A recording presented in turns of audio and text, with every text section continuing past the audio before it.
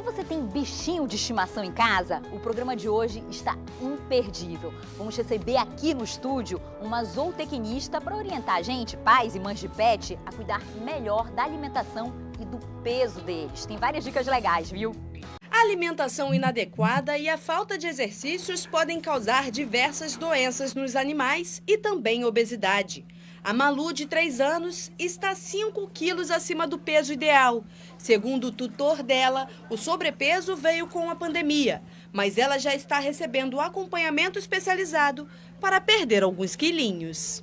O tutor da Malu, ele está fazendo o correto, trazendo ela para gastar energia, passear.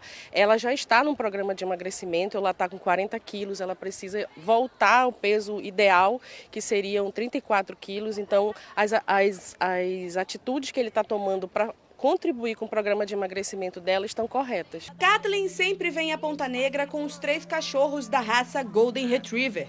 Ela conta que não é fácil manter essa turma dentro do peso, porque eles são super gulosos e adoram petiscar. Tudo eles querem comer, tudo. Então, assim, a gente tem que evitar mesmo de dar petisco, fora da hora, pão. Eles amam pão. E aí, na hora do café da manhã, sempre tem aquela beliscadinha, né? E aí a gente tem que se controlar, porque a gente não aguenta ver a carinha deles de pidão. Além dos cachorros, os felinos também podem adquirir obesidade. Nessa casa tem 9 gatos. Um deles, a Madalena, está brigando com a balança há um tempo. A cuidadora dela conta que é difícil manter uma rotina de emagrecimento porque a ração fica sempre disponível. Quando a gente adotou a Madalena, ela já era adulta. E ela já tinha uma barriguinha bem avantajada. E a gente não sabe se alguma disfunção dela, mas a gente luta, não deixando a ração à disposição, mas só que a gente tem 8 gatos além. Então é complicado, porque ela ataca a ração. Mas a falta de exercícios não é a única causa da obesidade animal. Além da castração, que também pode aumentar o peso do pet, os donos devem ficar atentos, porque na maioria das vezes os bichinhos engordam porque comem mais do que deveriam. O manejo nutricional do gato ele é extremamente diferente. Primeiro que o gato come pequenas porções ao longo do dia. E o cachorro a gente pode dar um manejo de alimentá-los 2 vezes ou 3 vezes ao dia, sempre. Mas o gato ele tem um manejo especial. Então eu preciso deixar essa alimentação, de certa forma, um pouco à vontade para que ele coma. Só que com restrições. Mesmo sendo à vontade, ele tem que comer a quantidade diária para justamente ele não ficar obeso. E o gato é muito mais difícil manter um programa de emagrecimento. Uma coisa é certa, tanto para nós humanos quanto para os pets, alimentação saudável e exercícios físicos são fundamentais, principalmente se for ao ar livre. Eu sempre levo em consideração que o animal precisa ir para a creche, se ele não tem espaço em casa para ele brincar, se o tutor não tem esse tempo para gastar essa energia com ele, passear com ele, não tem como ir para a creche, mas ele pode vir para cá, para Ponta Negra, vir passear, ou outros lugares abertos, sempre ter uma recreação para justamente ele ter esse gasto diário de energia. E olha só, a nutricionista de pet, a Keila Pereira, que deu essa entrevista para a Thaís, está aqui com a gente no estúdio e vai tirar todas as nossas dúvidas, a gente que ama animal e que, claro, quer ver o nosso bichinho saudável, não é isso? Muito bem-vinda. Boa tarde, Keila. Boa tarde, muito obrigada pelo convite, é um prazer estar aqui. Eu que agradeço. Keila, para começar, vamos explicar para as pessoas, é possível identificar se um bichinho está fora do peso só de olhar? Sim, é possível sim. Existe uma escala de score corporal que vai de 1 a 9 ou de 1 a 5, onde o meio, que seria de 1 a 5, o 3 é o peso ideal, né, o score ideal, ou seja, a performance do animal, e de 1 a 9 seria aí basicamente o 5. Então existem formas da gente olhar o animal e identificar se ele está muito abaixo do peso ou se ele está acima do peso.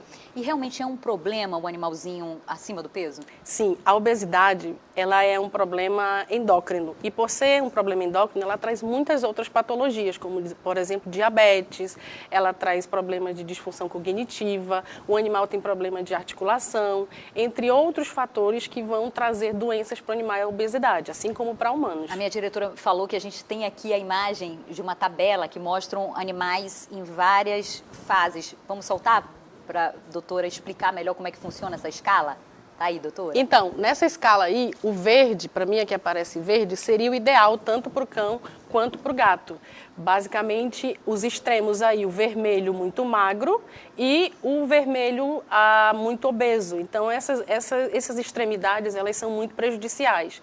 Tanto para o animal muito magro, que pode ter alguma patologia de fundo, quanto o animal muito obeso, que vai trazer algumas outras patologias, como eu já citei. Então, o ideal é olhar o animal de frente e de lado e perceber cinturas, que muitas das vezes o tutor, ele opta por um animal um pouco mais obeso, esse acima do peso. É que nem a criança, né? A gente sempre quer o bichinho mais fofinho, é mais bonitinho, é mais gracioso, mas parece não é bonito, saudável. Mas não é saudável, exatamente. Então, o animal, ele precisa estar aí dentro dessa linha do meio, tanto para o cão quanto para o gato.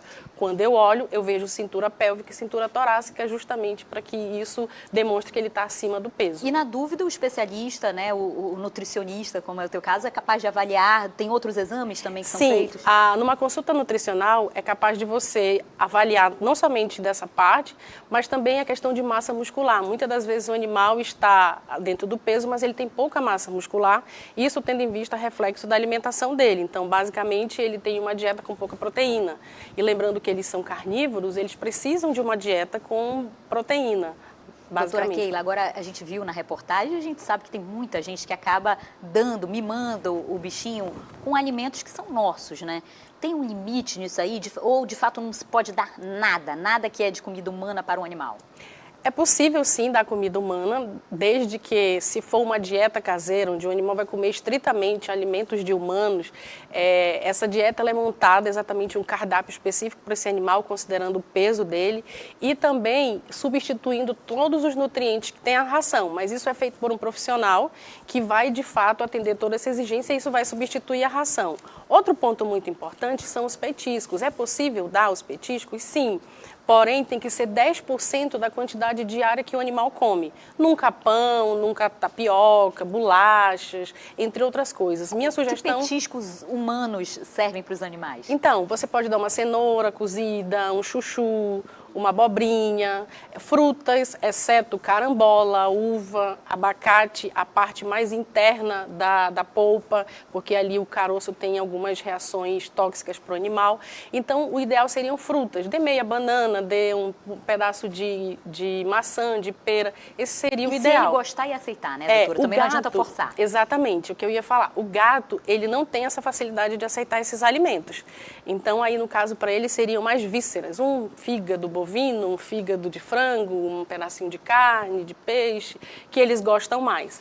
Os cães já aceitam uma variedade maior.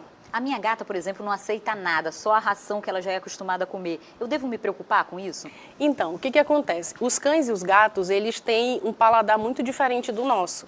E, tendo em vista isso, eles não têm aquela necessidade de fazer trocas de alimento continuamente. Se o seu cão, o seu gato se adaptou àquela ração, fique com ela até ele enjoar. Não pense que pelo fato de nós comermos o mesmo alimento enjoamos, eles não. Quando você faz muitas trocas nessa ração, isso deixa o animal com um apetite muito seletivo. Ou seja, ele está sempre querendo um sabor novo. E ao longo da vida dele, a gente não vai conseguir dar esse sabor novo o tempo todo. Então, se ele gostou de uma ração, mantenha ele naquela ração até ele propriamente enjoar. Uma outra dica para evitar isso, no momento em que a família está fazendo as refeições, é muito interessante que o manejo do cão, do gato também pode ser, você também dê. A família está fazendo o café da manhã, o cachorro também está comendo o alimento dele. Junto, para ele ter a sensação de estar participando ali em família. Isso evita muito com que o cão, principalmente, que é mais pedichão, ele comece a pedir os alimentos. E aí você seja tentado a dar um pão, que realmente dar a gente uma fica tapioca, com vontade de dar, um pedacinho de queijo, porque não são todos os queijos que eles podem comer. O queijo coalho, por exemplo, tem muito sal e seria um pouco ruim para a questão metabólica deles. Então, para evitar essa questão da obesidade, o ritmo da casa é muito importante para que o cão entenda que todo mundo está comendo e ele também está comendo ali, mas ele está comendo propriamente a ração dele. Dica maravilhosa. Agora a gente sabe que tem os gulosinhos que mesmo comendo a ração eles ainda querem mais, né, doutora? Sim, uma coisa assim bem interessante que todos deveriam passar é por uma consulta nutricional, porque o cachorro come todos os dias. Eu nem sabia que existia essa especialidade, doutora. Desculpe a minha ignorância. Vamos aproveitar. Imagina. E como é que as pessoas encontram a senhora ou outros especialistas? Então, o meu Instagram é @nutribempet. E o meu telefone é o 92981172088. Você pode me achar nas redes sociais, mandar uma mensagem lá no WhatsApp e eu teria o maior prazer em atender você. Gratíssima, doutora. Pena que o tempo é curto. Muito obrigada pela participação. Nada, viu? imagina, eu agradeço também.